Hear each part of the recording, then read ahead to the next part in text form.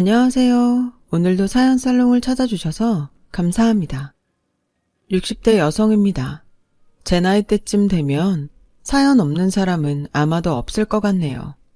그만큼 인생이 마음처럼 그리고 생각처럼 사라지지는 않는 거겠죠.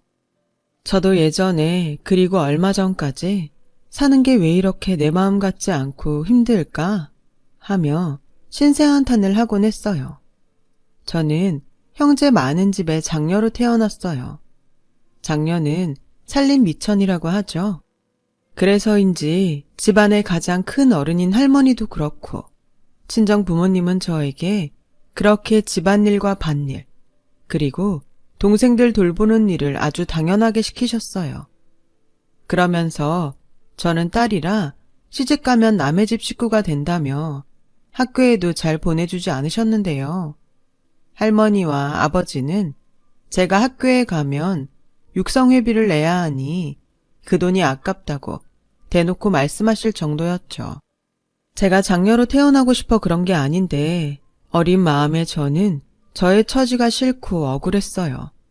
저도 학교에 가고 싶고 친구들과 놀고 싶은 어린 애였으니까요. 그래서 저는 10살이 조금 넘은 어린 나이였지만 무조건 이 집을 탈출해야겠다고 생각했어요.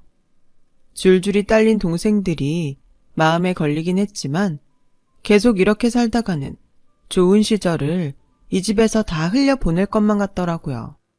그리고 저의 이 바람이 하늘에 닿았는지 제가 20살을 얼마 남겨두지 않은 추운 겨울에 우연히 기회가 찾아왔어요.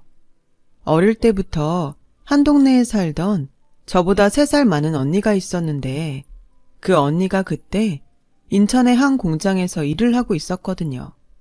이미 저의 처지를 아는 언니는 제가 원하면 차비를 빌려줄 테니 인천으로 와서 자기와 함께 공장을 다니자고 했어요. 저는 초등학교 졸업을 하고 선생님의 설득으로 중학교에 가긴 했지만 졸업도 제대로 하지 못했고 또 고등학교 진학은 아예 하지도 못했기에 공장 같은 회사에 취직이 될까 걱정이 되었는데 언니는 그런 건 하나도 문제가 되지 않는다고 했고 저는 언니의 그 말이 저를 여기서 구해줄 동아줄 같았기에 고민 없이 야밤에 도망치듯 집을 나왔어요. 도시에 가서 돈을 벌고 싶다는 편지를 한 통 남겨두고요. 당시에는 지금처럼 핸드폰도 없던 시절이라 부모님은 집을 나간 저를 찾을 길이 마을 파출소에 신고하는 것을 빼면 아마 없었을 거예요. 그래서인지 몇 년이 흘러도 집에서 저를 찾는다는 소식은 들려오지 않았어요. 씁쓸하지만 오히려 잘 됐다고 생각하며 인천에 온 이후로 조금씩 집과 가족을 잇고 저를 위한 삶을 살자고 생각했죠. 먹고 싶은 것을 사 먹고 갖고 싶은 것을 살 정도는 벌었기에 저는 큰 욕심 없이 공장에서 하는 일을 좋아했어요. 아무런 대가 없이 하는 집안일에 비하면 공장은 참 좋은 곳이라는 생각이 들었거든요. 그러다 함께 살고 있던 언니가 연애를 하기 시작하더라고요. 종종 언니가 애인을 집에 데리고 왔는데 셋이 있으니 좀 민망했죠. 그래서 종종 자리를 비켜주게 되었는데 그게 언니의 마음에 걸렸는지 어느 날 저에게 언니가 애인의 절친한 친구라며 남편을 소개해줬어요. 남편은 공고를 나와 그래도 사무직 일을 하는 청년이었고 저는 그게 무슨 대단한 회사원처럼 보여서 남편이 참 멋있어 보이더라고요. 저보다 6살이 많은 남편은 그런 제가 귀여웠다고 했어요. 그래서 저희 둘은 1년 조금 넘게 사귀었고 남편이 결혼 이야기를 꺼내자 시댁에서는 거의 고아나 다름없고 가방끈도 짧은 저를 며느리로 받아줄 수 없다며 심한 반대를 하셨었죠. 남편은 그런 반대에도 불구하고 이렇게 청혼을 해왔어요. 미안한데 결혼식은 나중에 하고 우리 혼인신고부터 하고 같이 살자. 우리 애기 낳고 잘 살면 우리 집에서도 어쩔 수 없을 거야. 그래도 어떻게 그래. 내 말 들어. 우리 집 허락 기다리면 우리 결혼 못해. 그리고 결혼식을 하려면 당신 집에도 알려야 할 텐데 당신도 그거 싫다며. 우리 식구들만 불러서 할 것도 아닌데 우리 그냥 아까운 시간 그만 보내고 같이 살자. 저는 남편의 말에 넘어갔어요. 어린 나이에 집을 나온 뒤에 친한 언니와 함께 살기는 했지만 마음이 많이 외로웠거든요. 남편을 만나지 않았을 때는 그것도 사실 잘 몰랐는데 사랑하는 사람을 만나니 다시 혼자가 되는 건 무서웠어요. 그래서 저는 남편과 혼인신고를 하고 단칸방 방지와 월세에 별거 없었지만 거기에 신혼살림을 차렸죠. 그때가 제가 살면서 가장 행복했던 날이었던 것 같아요. 그 뒤 얼마 후 저는 임신을 했어요. 남편의 권유로 다니던 공장을 그만두게 되었어요. 그리고 전업주부가 되어 아침에 남편을 출근시키고 없는 살림이라 시장에서 가장 싼 식재료를 사다가 저녁을 지어 먹는데 남편과 따뜻한 방에서 함께 밥을 먹으니 천국이 따로 없었어요. 그런 천국 같은 생활에서 저는 딸과 아들을 2살 터울로 낳았어요.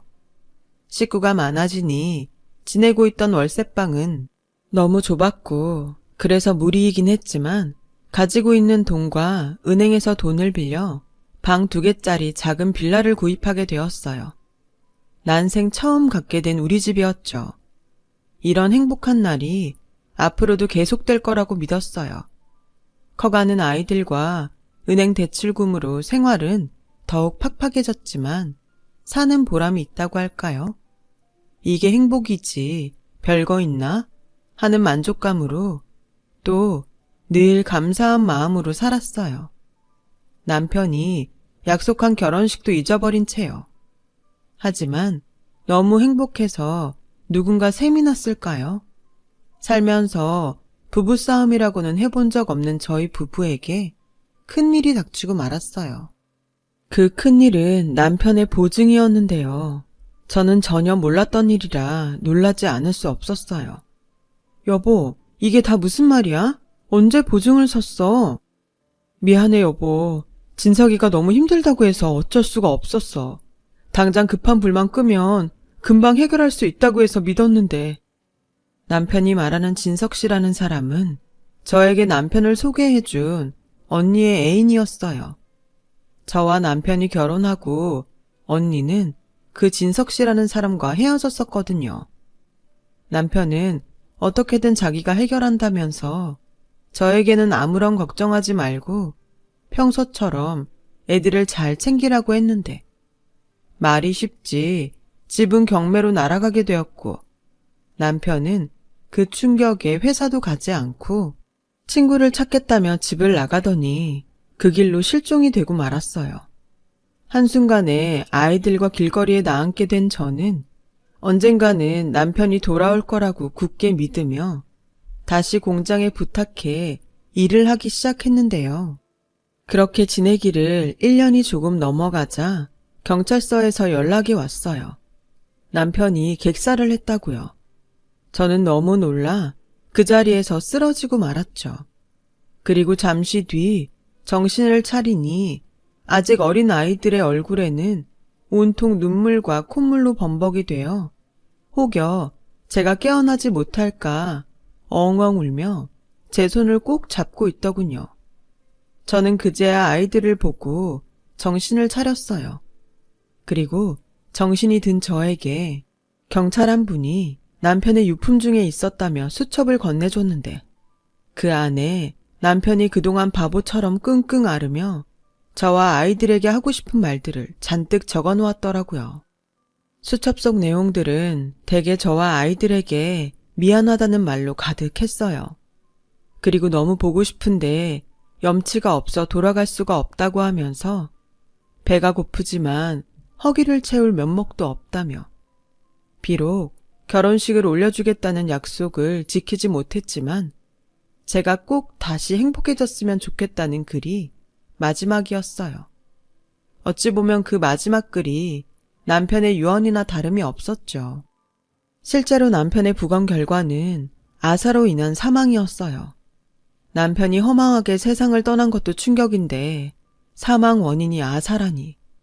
저는 그깟 돈이 뭐가 중요해서 미련하게 우리한테 돌아오지 못하고 그렇게 세상을 떠났나. 남편이 너무 불쌍해서 아이들이 다 보는데도 가슴을 치며 대성통곡했어요. 그 후 저는 6개월 남짓을 어떻게 살았는지 잘 기억이 나지 않아요. 저를 끝까지 반대하던 시부모님이 남편의 장례식 때 밀고 들어와 저에게 네가 우리 아들 죽게 한 거야.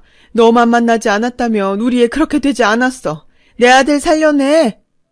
라고 하던 말은 또렷하게 기억이 나요. 그리고 남편을 완전히 보낸 뒤 저는 한동안 제정신으로 살 수 없어 늘 자리에 누워 지냈어요. 당시 딸아이가 10살, 아들아이가 8살이었는데 제 소식을 공장 사람들을 통해 들은 언니가 저 대신 저희 아이들을 챙기며 도움을 많이 줬어요. 언니는 그때 당시 결혼한 지 얼마 되지 않았었어요. 아마도 자기가 제 남편을 소개해줬고 자신의 전 애인의 일로 제가 이렇게 되었다고 생각했는지 마음에 부채를 안고 있는 듯 했어요. 미영아, 이제 그만 털고 일어나. 애들 생각해야지. 나도 알아. 언니한테는 미안하고 고마워. 나도 이제 다시 정신 차려야지. 그래, 제발 그러자. 그리고 내가 진짜 미안해. 괜히 내가 재혁 씨를 소개하는 바람에 네가 이렇게 된 것 같아. 아니야. 나 우리 그이 만나서 얼마나 행복했는데. 언니 아니었으면 내가 어떻게 그런 사람을 만났겠어. 언니 말대로 나 이제 다시 일도 하고 애들도 잘 키울 테니까 이제 언니도 언니 가정 돌봐. 결혼한 지도 얼마 안 됐잖아. 내 걱정은 하지 마. 언니가 알아서 해. 너 그러지 말고 집에 도움을 좀 청하면 어때? 예전이면 몰라도 지금은 다르지 않을까? 아니, 오히려 그렇게 나가더니 꼴 좋다고 하지. 언니, 나 어떻게 되든 우리 애들이랑 잘 살 거야. 그러니까 언니도 걱정하지 마. 저는 그렇게 언니한테 말을 하고 자리를 털고 일어나 다시 용기를 냈어요. 남편은 없지만 사랑하는 아이들이 제 옆에 있었으니 힘을 내야 했죠. 그리고 참 고맙게도 아이들은 손이 많이 가는 나이인데도 불구하고 모든 것을 자기들끼리 해결하려고 했고 한 번은 일찍 퇴근해서 집에 왔는데 아이들이 나누는 대화를 듣게 되었어요. 누나는 소풍비 냈어? 학교에서 소풍비 가져오라고 하던데. 정민우, 누나 말 잘 들어. 우린 학교에 가지고 갈 돈이 없어. 우리 엄마 아프고 힘든 거 매일 봐서 알지?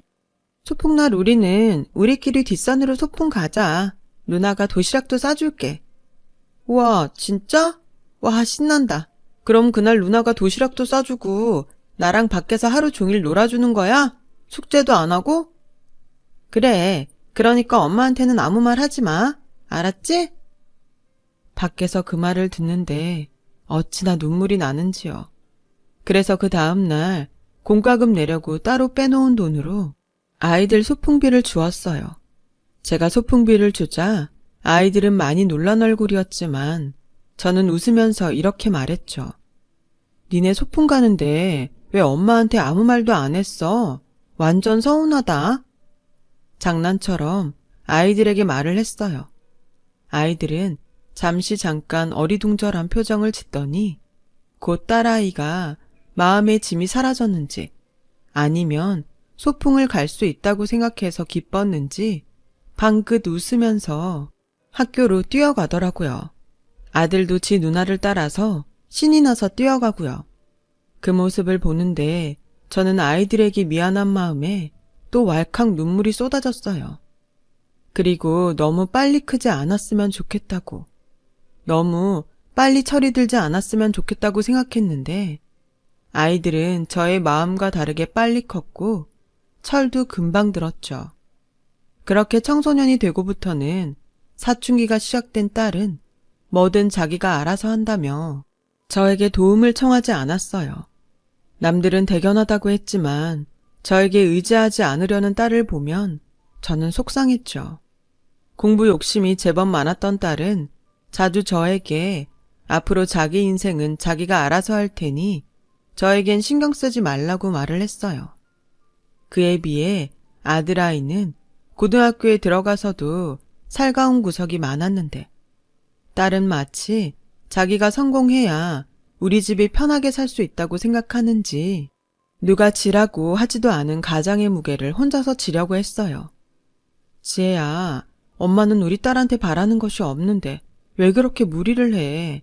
공부든 뭐든 엄마는 네가 힘들지 않았으면 좋겠어. 엄마, 나는 성공해서 잘 살고 싶어.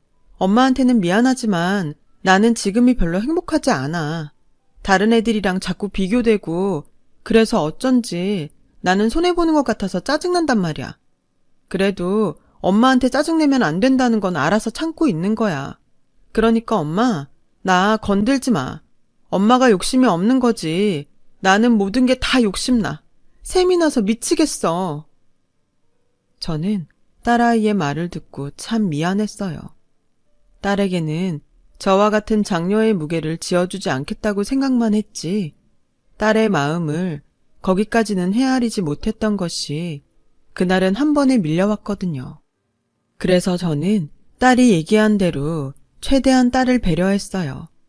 이 시기가 지나고 딸이 어른이 되면 괜찮아질 거라고 믿었죠. 하지만 욕심 많은 딸은 계속 손에 넣지 못한 것을 보더라고요. 더 위가 있다면 그 위에 올라가야 한다는 생각에 더욱 자기 자신을 몰더라고요. 그리고 고3 수능을 마친 딸은 자기가 바라던 대로 서울 법대에 들어갔습니다. 제가 그동안 모아놓은 돈과 신용대출을 받아 우선은 무사히 대학 입학금을 해결할 수 있었어요. 물론 아직 고등학생인 아들이 있고 대출금을 갚아야 했기에 생활은 더 많이 어려워졌지만 그때 당시는 딸이 원하는 것을 제가 해줄 수 있다는 기쁨이 더 컸던 것 같아요. 하지만 대학에 들어간 딸은 계속 뭐가 불만이고 짜증인지 저와 지 동생에게 차가웠고 장학금을 받아 등록금 걱정을 덜어주겠다고는 큰 소리는 쳤지만 워낙에 공부 잘하는 사람들만 모인 그곳에서 장학금을 받기란 쉽지 않은 것 같더군요. 그래서 딸은 과외 아르바이트를 시작했어요. 처음엔 학비 때문이었지만 과외비가 웬만한 사회 초년생들의 월급만큼은 되더라고요. 아들도 수능을 마치고 경기도에 있는 4년제 대학에 들어가게 되었는데 아들 학교 입학금을 모두 준비하지 못했어요. 엄마, 나 괜찮아. 군대 먼저 갔다가 군대에서 공부하고 다시 시험 쳐서 더 좋은 대학에 가면 돼. 나도 누나처럼 엄마한테 손 안 벌리고 대학 다닐 테니까 엄마는 아무 걱정 말아요. 민우야, 엄마가 미안해. 엄마가 좀 더 벌이가 좋았다면 니네들 고생 안 시키는 건데. 누나, 고마워. 누나 진짜 짱이야. 내가 평생 누나한테 잘할게. 아들은 지 누나가 준 돈을 받고 기분이 좋아서 방방 뛰었어요. 딸이 고맙기도 하고 미안하기도 해서 아무 말도 하지 못했는데 딸은 그런 저에게 할 말이 있다며 처음으로 딸과 술자리를 가졌어요. 좋다. 이렇게 우리 딸이랑 술도 마실 수 있네. 엄마, 나 있잖아. 대학 졸업하면 결혼할 거야. 뭐? 결혼? 응. 지금 나 가야 하는 집에 나보다 3살 많은 남자가 있는데 사실 만난 지 좀 됐어. 아무리 그래도 너 나이가 몇인데 그냥 좋게 만나다가 나중에 사회인 되고 해. 그게 나 로스쿨에 가고 싶은데 결혼하면 그 집에서 학비랑 다 대준다고 해서. 뭐? 너 지금 결혼하고 싶은 이유가 돈 때문이야? 꼭 그런 건 아니고 나 지금 만나는 오빠 사랑해. 그리고 그 집에서는 내가 결혼만 해주면 뭐든 다 해주시겠다고 하고 이렇게 좋은 일이 어딨어. 아무리 그래도 그렇게 결혼하는 건 아닌 것 같다. 엄마, 현실을 생각해. 엄마 지금도 그때 빌린 내 대학 입학금 갖고 있잖아. 그리고 민우 생각은 안 해? 나 지금처럼 로스쿨 가서 과외하고 학비 마련할 시간 없어. 아무리 생각해도 이건 좋은 기회고 난 이 기회를 놓치고 싶지 않아. 나 성인이잖아, 엄마. 우리 모두를 위해서 나 이 결혼 꼭 하고 싶어. 나도 그 오빠 좋아, 진짜. 아, 정말.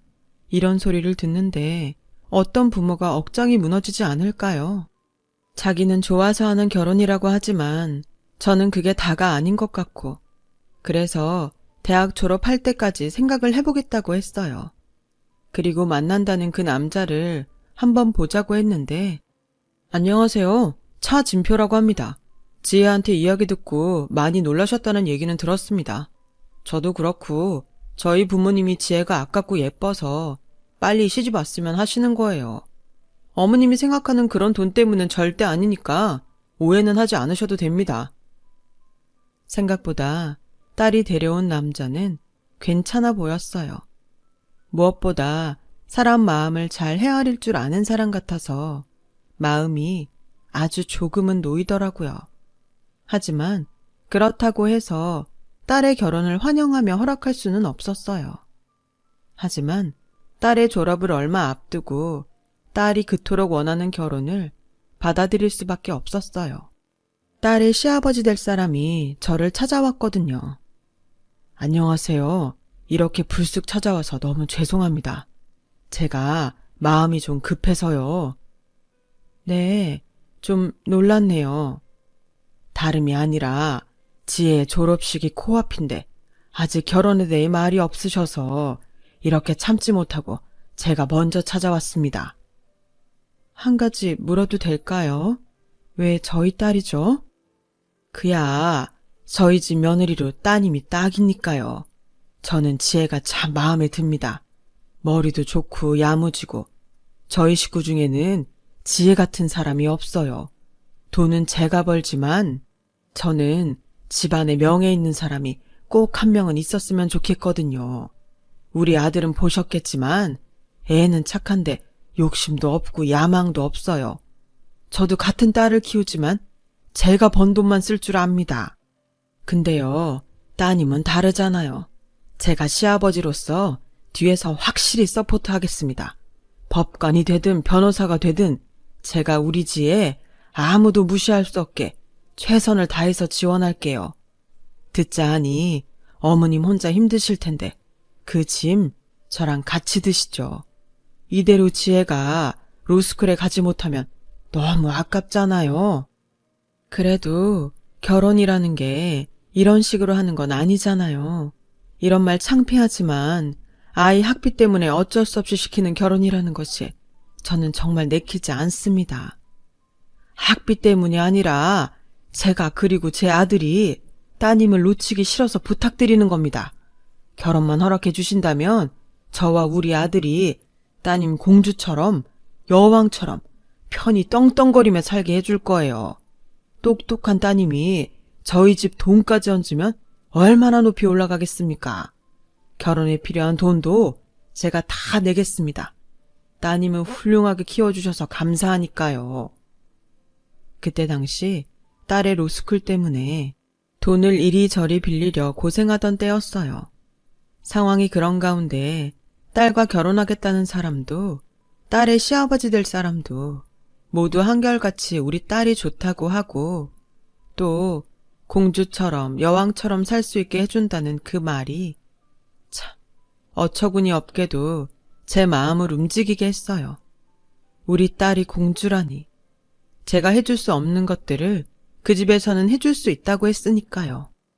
그래서 딸은 졸업을 얼마 앞두고 급히 결혼식을 올렸어요. 물론 비용도 모두 딸의 시댁에서 댔고 딸은 시댁이란 날개를 달고 돈 걱정 없이 하고 싶은 공부를 마음껏 하고 또 사돈의 말처럼 그 집에서 좋은 대접을 받고 사는 듯 보였죠. 엄마, 누나 행복해 보인다. 그러니까 이제 누나 걱정 그만해. 솔직히 잘 됐지 뭐. 누나는 누나가 바라는 대로 살 테니까 엄마도 이젠 좀 편하게 살아. 그래도 딸 자식을 시집 보냈는데 엄마 마음이 편하진 않지. 그래? 그럼 내가 빨리 장가를 가면 엄마 마음이 좀 나을까? 뭐? 농담이야. 누나가 그랬어. 자기는 이제 더 행복하게 살 거라고. 행복하게 살 길만 남았다고. 그러니까 우리도 행복하게 살자.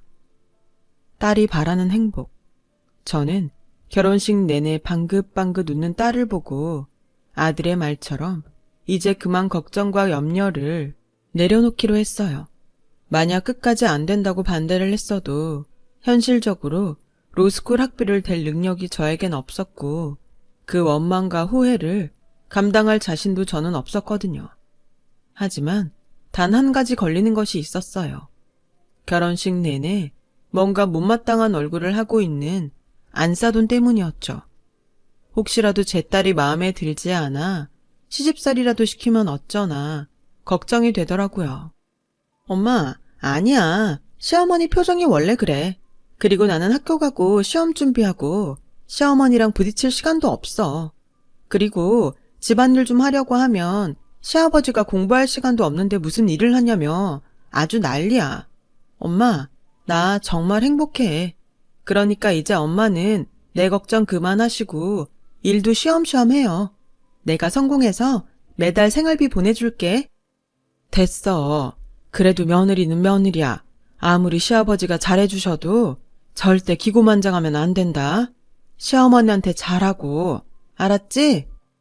저는 단 한 번도 인정받지 못한 시댁이었는데 그런 제가 딸에게 그런 당부를 시킨다는 것이 좀 웃기긴 했지만 내 자식이 누군가한테 흠잡히지 않고 살길 바라는 것이 부모 마음이라고 저는 딸과 통화를 할 때면 꼭 그런 당부의 말을 했어요. 그렇게 4년 후에 딸은 로스쿨 졸업을 무사히 마쳤고 대형 로펌에 취직을 해서 일을 하고 있었어요. 당연히 자랑스럽고 또 딸의 시댁에 감사한 마음뿐이었죠. 딸이 결혼하는 과정에서 시댁의 도움을 많이 받기도 했고 공부에 여념도 없을 때라 어쩐지 딸에게 집에 한번 오라는 소리를 편하게 못하겠더라고요. 그래서 4년 동안 딸의 얼굴을 본 게 10번이 채 되지 않았어요. 명절과 어버이날 또는 생일에도 딸을 제대로 볼 수 없다는 것이 제 마음을 아프게 했습니다. 그래도 졸업하고 일을 하면 좀 나아지겠지 하는 마음이 있었는데 그날은 딸이 로펌에 들어가고 첫 번째로 맞이하는 생일이었어요. 그래서 그냥 낮에 잠깐 밥이라도 사 먹이면 좋겠다고 생각했어요. 딸이 일하는 로펌 앞에서 전화를 하니 딸이 사무실에 없었어요. 엄마, 나 집이야. 오늘 생일이라 휴가 냈어. 미리 말하지. 나 오늘 생일이라고. 시어머니가 집에서 생일상 차려주신다고 했는데. 엄마, 내가 나중에 시간 한번 내서 집에 갈게. 엄마, 나 태어나게 해줘서 고마워. 그래, 사돈한테 엄마가 고맙다고 꼭 전해줘. 저는 전화를 끊고 아쉬운 마음에 집으로 발걸음을 돌렸어요. 그런데요, 참 이상하게 자꾸만 무언가가 찝찝하고 마음에 걸리는 게 딸의 목소리가 평소 같지 않은 것 같다는 생각이 계속 마음에 걸렸죠. 이대로 집에 가면 그게 계속 생각날 것 같아서 저는 염치불고하고 딸의 얼굴만 잠깐 보고 와야겠다고 생각했어요. 그래서 한 손에는 케이크와 또 한 손에는 갈비 세트를 사들고 한번 가보았던 시댁으로 향했는데요. 누구세요? 아, 오늘 도우미 면접 보러 오셨어요? 근데 지금 좀 분위기가 그런데 잠시만요. 저는 아니라는 말도 할 새도 없이 도우미로 오해를 받았어요. 그리고 대문이 철컥 하고 열리는데 우선은 안으로 들어갔죠. 일단 들어가서 아니라고 말하면 되니까요. 그런데 제 눈에 정말 믿을 수 없는 광경이 펼쳐졌어요. 글쎄 안싸돈이 제 딸의 머리채를 잡고 있는 거예요. 야, 네가 요즘 주제도 모르고 계속 까불지? 네 시아버지가 이쁘다 이쁘다 하니까 지가 진짜 이쁜 줄 알아? 넌 그냥 우리 집에 필요한 간판일 뿐이야. 막말로 네가 내세울 게 뭐가 있어? 구질구질한 친정? 돈도 없어서 중간에 엎어질 거 거지처럼 우리 돈 받아서 공부한 주제. 너 그거 모르지? 우리 남편이 너 며느리로 삼고 싶었던 이유는 딱 두 가지야. 첫째, 내가 이렇게 널 취업해도 넌 아무런 백도 없잖아. 그리고 둘째, 우리 집 문제라 우리 애 사고 친 거. 그거 잘 덮으라고. 근데 뭐? 너 내 딸한테 죄를 지었으면 죄값을 치르라고 했다면서. 이게 아주 그 입 내가 찢어버려줘? 집안이 쩌렁쩌렁하게 울리게 제 딸을 몰아붙이더니 내 딸 뺨까지 때리는 안싸돈을 보고 저도 눈이 뒤집히더라고요. 어느 부모가 그런 모습을 보고 가만히 있을 수가 있나요? 그래서 옆에서 킥킥 웃고 있는 사돈처녀에게 성큼성큼 다가가 손바닥에 짝 소리가 나도록 뺨을 날렸어요. 그리고 들고 있던 케이크와 갈비도 사돈처녀에게 던졌죠. 아줌마 뭐야? 감히 누굴 쳐? 아줌마 미쳤어? 사돈처녀는 낄낄거리다 뺨을 얻어맞고 길길이 날뛰었고 그 소란에 안사돈과 제 딸이 저의 존재를 알게 되었는데요. 엄마? 당신 지금 미쳤어? 돌았어? 어디 금쪽 같은 내 딸을 쳐? 너 말 잘했다. 네 딸만 금쪽 같아? 내 딸은 금보다 더한 내 생명 같은 아이야. 어디 감히 내 딸한테 손을 대? 그 손모가지 내가 못쓰게 해줄까? 아줌마, 문단속 이따위로 할 거야? 어디 거지 같은 걸 집안에 들여? 거지? 네 인성이 더 거지 같다. 지혜, 이리 와. 엄마랑 당장 이 집구석 나가자. 나가기만 해? 그 길로 우리와는 끝이야.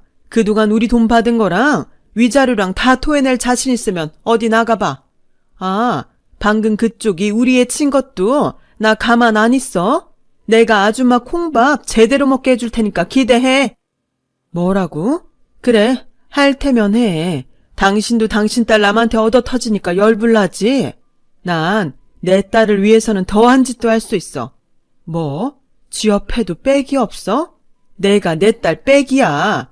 듣자 하니 구린 거 많은 집구석 같은데 어디 한번 제대로 해보자고. 뭐? 저놈의 옆했네? 내가 가만둘 것 같아? 그렇게 안사도는 자기 성질에 못 이겨 옆에 있던 화분을 저를 향해 던졌어요. 그리고 제 머리에 떨어졌어요. 이마에서 피가 뚝뚝 떨어지자 그동안 꿀먹은 벙어리처럼 있던 딸의 눈이 뒤집혔죠. 어머니, 지금 이거 폭행이에요. 그리고 집안 곳곳에 저 감시하려고 CCTV 설치하셨죠? 제가 바본 줄 아세요? 그 CCTV가 결국 누구 발목을 잡을 것 같아요? 아가씨? 죄를 지으면 어떻게 되는지 내가 어쩌면 이번 기회에 똑똑히 보여줄 수 있을 것 같네요. 어머 언니? 지금 그 은혜를 뭘로 갚는 거예요? 은혜? 그 더러운 돈은 내가 곧 갚을게요. 그런데요, 아마 내가 갚아야 할 돈보다 이 집 사람이 나한테 줘야 할 돈이 더 많을 테니 그건 기대해요. 내가 그동안 여기서 살면서 죽기 살기로 증거만 모았거든. 배우자가 바람핀 거, 그 바람을 피라고 두 모녀가 작업한 거, 아버님 사업 비리, 어머님 불륜, 아가씨 갑질의 폭행까지 내가 아주 한 그물에 묶어서 세트로 보내줄게요. 감히 누굴 건드려? 우리 엄마 얼굴에 흉이라도 줘봐. 내가 니네들 죽을 때까지 가만 안 둬. 그렇게 저와 딸은 껍데기만 으리으리한 그 집을 나왔어요. 병원에서 5바늘 이마를 꿰매고 속상한 마음에 아무 말도 하지 않았는데 오늘이 딸의 생일이라는 것이 제 마음에 콕 박히더군요. 미역국 못 먹었지. 그 여편네가 퍽이나 네 생일상을 차렸겠다. 엄마, 미안해요. 뭐가 자꾸 미안해. 엄마가 미안하지. 엄마가 능력이 없어서 널 그런데 시집을 보냈어. 엄마 잘못이야. 아니야. 내가 간다고 했잖아. 사실 나도 저런 집인 줄은 몰랐어. 결혼하고 며칠 있다가 사람들 얼굴이 싹 바뀌는데 이건 아니구나 싶었지만 그래도 다시 돌아갈 수가 없더라. 왜? 학비 때문에? 아니, 엄마 때문에. 엄마가 어떤 마음으로 보냈는지 아니까 엄마 속상하게 하고 싶지 않았어. 그리고 나 로스쿨 잘 졸업해서 감사하게 생각한 우리 시댁에도 내가 정말 도움이 되고 우리 집도 도울 수 있으면 그걸로 됐다고 생각했지. 가만 보니까 우리 딸이 지 생각만 하는 게 아니라 남 생각하느라 지 생각을 안 했네. 바보야, 엄마가 그랬잖아. 엄마는 아무 욕심 없다고. 그냥 너나 민우나 건강하고 행복하면 돼. 너도 잘 커주었고 민우도 다 컸고 이제 엄마는 좋은 집에 좋은 거 몸에 두르고 하찮게 살기보다 없이 살아도 사소한 거에 웃고 감사하면서 살고 싶어. 우리 딸 너무 많은 생각 말고 이제 더 행복한 일들만 생각하자. 제 말에 딸은 감정에 복받쳐서 눈물을 터뜨렸어요. 딸을 키우면서 제가 쓰러졌을 때 빼고는 딸이 그렇게 우는 모습을 보지 못했는데 그저 삶에 대한 욕심이 많은 거라고 생각했던 딸이 욕심이 아니라 삶의 무게가 그만큼이나 무거웠던 것 같아 제 마음이 다 쓰라렸어요. 그리고 3년 후 딸은 오랜 시간이 걸렸지만 이혼을 했고 자기가 받아야 할 것과 줘야 할 것을 야무지게 법적으로 정산을 끝냈어요. 그때 딸의 말처럼 딸은 자기가 줘야 할 돈보다 받을 돈이 훨씬 많더라고요. 그만큼 억울하고 힘들게 살았던 거죠. 저는 돈의 액수가 크면 클수록 마음이 아팠습니다. 큰 아픔이 지나면 사람이 성장한다고 하잖아요. 딸은 지금 작은 변호사 사무실을 꾸려서 돈보다는 억울한 사람들의 편에 서는 변호사가 되었어요. 그래서 일은 많고 돈은 그다지 크게 벌리지는 않는 모양인데 그 욕심이 어디로 가나요? 딸은 재판이면 재판, 싸움이면 싸움, 지는 법이 없는 그 동네에서 유명 인사가 다 되었어요. 재판에서 이기고 온 날은 딸이 그렇게 행복해할 수가 없습니다. 그 모습을 보면 제가 다 뿌듯하더라고요.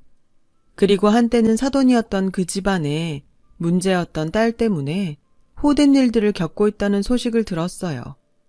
딸도 그렇겠지만 저도 역시나 싶은 생각이 들더군요. 최고의 복수는 나의 행복이라고 우리 예쁜 딸 이제 더 행복한 삶을 살아가길 바랍니다. 지금까지 제 사연 들어주셔서 감사합니다. 모든 분들이 행복하시길 바라면서 저는 이만 마칠게요. 고맙습니다. 여러분, 사연 댓글에 응원과 현명한 조언 부탁드려요. 좋아요와 구독은 저에게 큰 힘이 됩니다. 오늘도 좋은 일 가득하세요.